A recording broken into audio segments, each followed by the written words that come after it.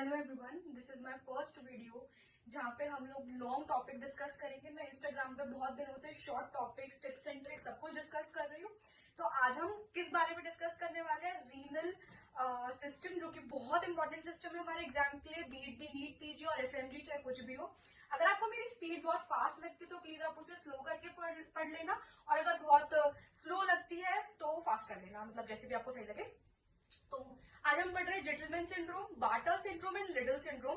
थोड़ी थोड़ी पढ़ाई, थोड़ा थोड़ा चटचाट, बिल्कुल नॉर्मल इजी वे में पढ़ाई करेंगे। कोई ज्यादा लोड नहीं लेना है लाइफ में, अच्छा एग्जाम में क्लियर हो जाएगा पढ़ाई करते, राइट।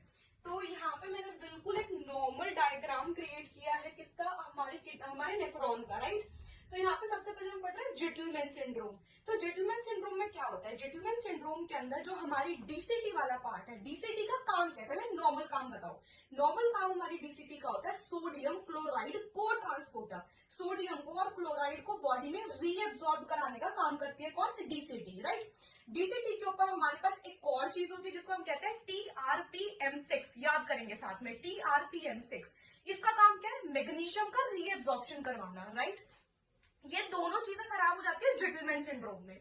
अगर ये दोनों चीजें खराब हो जाएंगी जेटलमैन सिंड्रोम में, तो जिनका नॉर्मल काम है वो नहीं हो पाएगा। सिंपल ना, सोडियम और क्लोराइड की रीअब्सॉर्प्शन नहीं हो पाएगी, तो सोडियम बॉडी में से बाहर निकलेगा, सॉल्ट वेस्टिंग। जहां सोडियम जाता है वहां पर वाटर जाता है, तो वाटर बाहर निकलेगा, पॉलीयूरिया, इजी। क्लोराइड साथ साथ बॉडी में से बाहर निकलता जा रहा है। अब सोडियम बाहर निकल रहा है बॉडी के, राइट। इसकी वजह से सॉल्ट वेस्टिंग हो रही है, इसकी वजह से सेकेंडरी एल्डोस्टेरोन विल इंक्रीज, है ना। एल्डोस्टेरोन का नॉर्मल काम क्या होता है अभी बताते हैं। एल्डोस्टेरोन का नॉर्मल काम क्या होता है? एल्डोस्टेरोन का नॉर्मल काम होता है हमारी बॉडी के अंदर वापस भेजना सोडियम को और वाटर को। नॉर्मली जो है ये वापस, ये नॉर्मल काम है इसका, ठीक है। और बाहर किसको निकालता है? K प्लस को और H प्लस को, ठीक है। सिंस हमारी बॉडी में से इतना ज्यादा सोडियम निकलते जा रहा है, पानी निकलते जा रहा है, तो क्या आएगा? सेकेंडरी एल्डोस्टेरोन जो है वो इंक्रीज होएगा। जब एल्डोस्टेरोन इंक्रीज होएगा अब, तो ये अपना नॉर्मल वाला काम करेगा, सोडियम को और पानी को बॉडी के अंदर प्रिजर्व करेगा, और H प्लस और K प्लस को बॉडी में से बाहर निकालेगा। तो यहाँ पे क्या हो जाएगा? पोटेशियम का लेवल जो है वो कम हो जाएगा। किसके अंदर? जेटलमैन सिंड्रोम के अंदर। जेटलमैन सिंड्रोम एक ऑटोसोमल रिसेसिव कंडीशन है, राइट। फिर अब यहाँ पे क्या होता है? मैंने अभी आपको बताया था कि यहाँ पे टीआरपीएम6 का लेवल जो है वो कम हो जाता है, तो मैग्नीशियम की रीअब्सॉर्प्शन नहीं होगी। मैग्नीशियम की रीअब्सॉर्प्शन नहीं होगी तो मैग्नीशियम कम, ठीक है। एक चीज बता रही हूँ, मैग्नीशियम जो होता है हमारे पास, अगर ये कम होएगा तो पैराथायरॉयड हार्मोन जो है वो कम होएगा। पैराथायरॉयड हार्मोन कम होएगा तो क्या कम होएगा? कैल्शियम कम होएगा बॉडी में। तो कैसे फीचर्स आएंगे? टेटनी होएगी। जब भी कैल्शियम कम होता है तब टेटनी ही होती है ना, राइट। अब आता है इसका ट्रीटमेंट क्या है। हमारे पास जेटलमैन सिंड्रोम का कोई भी ट्रीटमेंट नहीं है, नो ट्रीटमेंट। हमारे पास इसका ट्रीटमेंट है ही नहीं, नो ट्रीटमेंट, राइट। इसका कोई ट्रीटमेंट नहीं है, ऑटोसोमल रिसेसिव कंडीशन है। बच्चे के अंदर जो है सॉल्ट वेस्टिंग होगा, पॉलीयूरिया होगा, मैग्नीशियम कम होगा, जिसकी वजह से कैल्शियम कम होगा, तो टेटनी होगी यहाँ पर। फिर उसके बाद यहाँ पे क्या आता है? यहाँ पे जो होता है टीआरपीएम6 कम हो रहा है, यहाँ पे सोडियम क्लोराइड का जो को ट्रांसपोर्टर है वो खराब हो जा रहा है। सिंपल सिंड्रोम है, बहुत बार क्वेश्चन आ चुका है, बिल्कुल भी स्किप नहीं करना है, very important. So next is what? Barter syndrome, ठीक है। अब बार्टर सिंड्रोम में क्या होता है? ये क्या है हमारा? ये है thick ascending limb of loop of Henle. Thick ascending limb of loop of Henle का नॉर्मल काम क्या है? नॉर्मल काम होता है sodium potassium 2 chloride channel present होता है यहाँ पे, जो कि इसको रीअब्सॉर्ब करवाता है बॉडी के अंदर। सोडियम पोटेशियम 2 क्लोराइड चैनल यहाँ पे खराब हो जाएगा, राइट। किसके अंदर? बार्टर। बार्टर करते हैं, किसी ज्यादा चीज का बार्टर करोगे ना, एक छोटी चीज का तो बार्टर करोगे नहीं, एक ज्यादा चीज है। क्या क्या चीज है? सोडियम है, पोटेशियम है, 2 क्लोराइड है, इसका हम बार्टर कर रहे हैं, राइट। ये वाला चैनल खराब हो गया यहाँ पर, प्लस यहाँ पर जो क्या खराब हो गया? कैल्शियम चैनल खराब हो गया यहाँ पर, एंड आरओएमके भी जो है वो यहाँ पर खराब हो गया। ये तीनों जो है वो खराब हो गए हैं, तो ये तीनों के तीनों जो है वो बॉडी के अंदर जो है वो कम हो जाएंगे। सिंपल, ये रीअब्सॉर्ब हो रहा था ना बॉडी के अंदर, तो ये कम हो जाएंगे तीनों, जिसकी वजह से जब दोबारा से सोडियम कम होगा तो मतलब पानी भी कम होगा, मतलब कि सेकेंडरी एल्डोस्टेरोन बढ़ेगा। अच्छा, हम इसे सेकेंडरी सेकेंडरी क्यों बोल रहे हैं, प्राइमरी क्यों नहीं बोल देते? नहीं, प्राइमरी हम तब बोलेंगे जब प्राइमरली एल्डोस्टेरोन में प्रॉब्लम होगी। यहाँ पे किसी और चीज की वजह से एल्डोस्टेरोन बढ़ रहा है, इसलिए हम उसे सेकेंडरी इंक्रीज इन एल्डोस्टेरोन बोल रहे हैं। सिंपल बात है, ठीक है। जिसकी वजह से क्या होगा, मैंने पहले भी नॉर्मल फंक्शन बताया आपको एल्डोस्टेरोन का, ये सोडियम और पानी को बॉडी में रखेगा, H प्लस और K प्लस को बॉडी में से निकालेगा। सिंस यहाँ पे ROM के जो है वो खराब हो रहा था, तो पहले से भी पोटेशियम जो है वो कम हो जा रहा था। अब और पोटेशियम कम होगा, क्योंकि यहाँ पे सेकेंडरी एल्डोस्टेरोन बढ़ रहा है, ये और निकालेगा ना पोटेशियम को बॉडी में से बाहर। तो यहाँ पे देखो डबल एरो लगा रखा है मैंने, ठीक है, ये हो गया।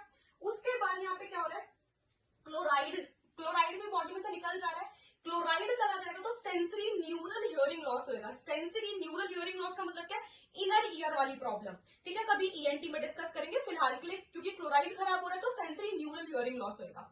यहाँ पे कैल्शियम चैनल भी खराब हो रहा है। कैल्शियम चैनल खराब होएगा तो कैल्शियम ज्यादा प्रेजेंट होएगा किसमें, यूरिन के अंदर। यूरिन के अंदर कैल्शियम ज्यादा जाता है तो हम उसे कहते हैं रीनल रिकेट्स। समझ में आया, कैल्शियम बॉडी में से निकल जा रहा है, रीनल रिकेट्स।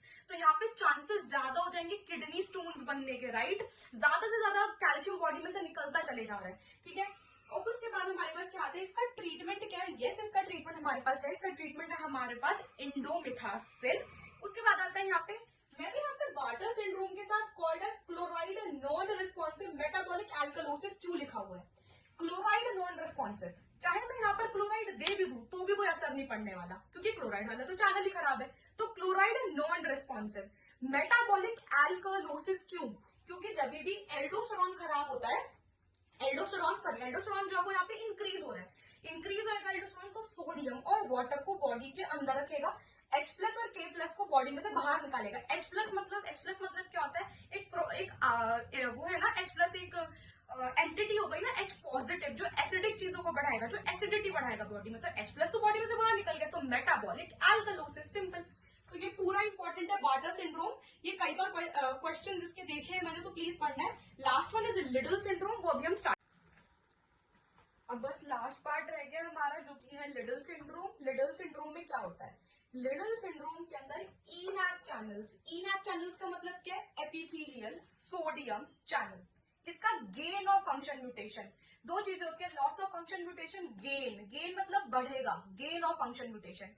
इनैक्ट चैनल्स का नॉर्मल काम जो होता है बिल्कुल एल्डोस्टेरोन की तरह होता है। क्या काम होता है, तीसरी बार बता रही हूँ एक ही वीडियो में, दैट इज सोडियम और वाटर को बॉडी में लाना, H प्लस और K प्लस को बॉडी से निकाल देना, राइट। ये काम होता है। अगर ये गेन हो जाएगा तो ज्यादा से ज्यादा सोडियम, ज्यादा से ज्यादा वाटर बॉडी में। सोडियम और वाटर जब साथ में बॉडी में ज्यादा होते हैं तो क्या होता है, हाइपरटेंशन होता है क्या? तो हाइपरटेंशन होगा ना, यहाँ पर हाइपरटेंशन होता है। यहाँ पर मेन फीचर क्या, हाइपरटेंशन है। H प्लस और K प्लस बॉडी में से बाहर निकलेंगे तो हम क्या बोलेंगे, हाइपोकलीमिक मेटाबॉलिक एल्कलोसिस। हाँ, मेडिसिन लैंग्वेज में तो हमें यही बोलना पड़ेगा, राइट। और हम इसको बोलते हैं लो रेनिन हाइपरटेंशन। लो रेनिन हाइपरटेंशन क्यों, जब भी हाइपरटेंशन होता है तो फीडबैक की वजह से रास इंक्रीज होगा, तो रेनिन कम होगा, एल्डोस्टेरोन कम होगा। भाई ऑपोजिट काम करना पड़ेगा ना, that is what is a Liddle syndrome.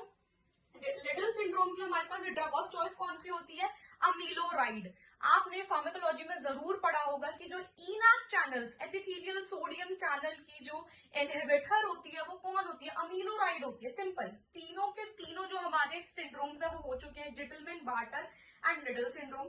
बहुत इंपॉर्टेंट है। यहाँ पे अगर आपको दिखाई ना दिया तो प्लीज नोट साथ साथ कर लेना, वो कोई इतना बड़ा इशू नहीं है, समझ में आना चाहिए, that is the main thing. और अब हम इसमें क्या करेंगे ना, मैं कुछ ना कुछ बड़े topics, important, confusing, difficult topics यहाँ पे मैं जरूर लाऊंगी, क्योंकि मैंने मेरे प्रिपरेशन टाइम में बहुत मुश्किल से ये सारी चीजें याद की, तो मैं चाहती हूँ कि आप लोगों के लिए बहुत ईजी कर दूं मैं वो सारा प्रोसेस। प्लस यहाँ पे हम बीच बीच में Q&A session, little chit chat session बिल्कुल रखेंगे यार। प्रिपरेशन फेज में ना बहुत एंजाइटी होती है, सोच सोच के होगा नहीं होगा, क्वेश्चन कैसे सॉल्व करते हैं। मेरे को तो क्वेश्चन सॉल्व करना नहीं आता, MCQ की स्किल ही नहीं आती। हर चीज के बारे में बात करेंगे, MCQ की स्किल क्या होती है, एग्जामिनर आपको कैसे फूल करता है, आपको पढ़ाई कैसे करनी चाहिए। मेन बात कॉम्पिटिटिव एग्जाम की होती है, पढ़ाई करनी कैसे चाहिए, वो पढ़ाई करना आना चाहिए। पढ़ते सब है, क्लियर किसी किसी लोगों का होता है, हमें पढ़ाई करना सीखना है। मेहनती हम है, नो डाउट, बस हमें पढ़ाई करनी सीखनी है, वो हम साथ में मिलकर सीखेंगे। आप लोग अपना एग्जाम क्लियर करो, मैं भी मेरा एग्जाम नीट PG क्लियर करूंगी, and then will meet. Thank you.